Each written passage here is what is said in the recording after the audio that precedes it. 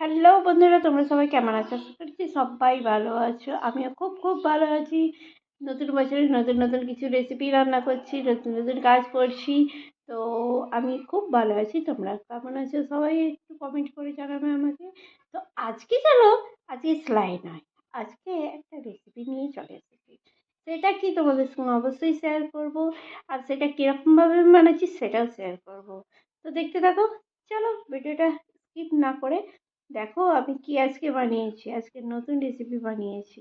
তো চলো দেখো, যে ডাইরেক্টলি আমি কড়াতেই দিয়ে তোমাদেরকে দেখাচ্ছি। তো ওই ডিশটা যখন আমি রেডি করছিলাম তখন একটু অসুবিধে ছিল, তার জন্য আমি ভিডিওটা শ্যুট করতে পারিনি। তো ডাইরেক্টলি আমি কড়াতে পেঁয়াজ আর সেই সবজিটা দিয়ে দিয়েছি। এটা কি সবজি বলো তো একটু তোমরা? চলো তোমাদেরকে আমি দেখাতে পারিনি, তার জন্য আমি বলেই দিচ্ছি তোমাদেরকে যে ওটা হলো মাশরুম। আর মাশরুমের মধ্যে আমি আদা, রসুন, পেঁয়াজ, টমেটো আর যেটা গুঁড়ো মশলা লাগবে, যেটা যেরকম কি হলো ধনে, জিরে, লঙ্কা, হলুদ, এগুলো সব আমি দিয়ে দিয়েছি। এগুলো গুঁড়ো আমি ব্যবহার করি, তার জন্য গুঁড়োটা দিয়ে দিয়েছি। তারপরে আমি একটু চালিয়ে নিয়েছি। তো চালানোর সময় আমি দেখে নিলাম যে নিচে ধরে না যায়।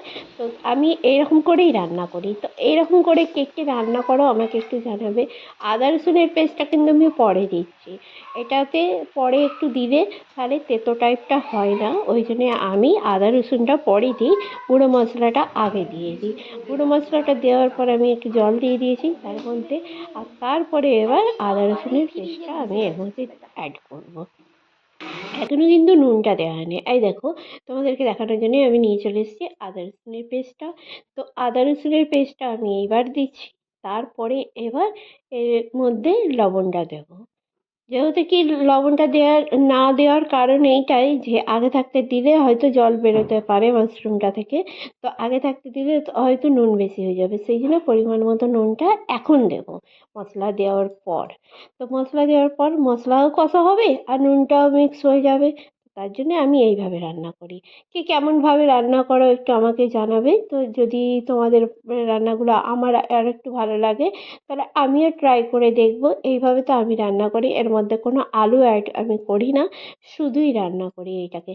তো আমার এইরকম খালি রান্না করতে খুব ভালো লাগে, এর মধ্যে আলু অ্যাড করলে আমার খুব একটা পছন্দ হয় না। তো তার জন্য আমি মাংস কষার মতো এটাকে ভালো করে কষিয়ে নিয়েছি। তার মধ্যে আবার জল দিয়ে একটু আমি ফুটতে দিয়ে দিয়েছি, কেননা আমি মোটা মোটা কেটেছিলাম যে যাতে না গলে যায়, তার জন্য আমি মোটা মোটা একটু কেটে নিয়েছিলাম।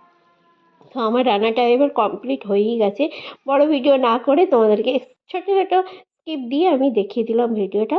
তো চলো, এবার আমার রেসিপিটা পুরোপুরিভাবে রেডি হয়ে গেছে। তো এইরকম করে কে কে রান্না করো, আর এরকম কষা করতে ভালো লাগে আর এতে খেতেও ভালো। তো কে কে আমার মতো এরকম খেতে পছন্দ করো একটু আমাকে কমেন্ট করে জানাবে। আর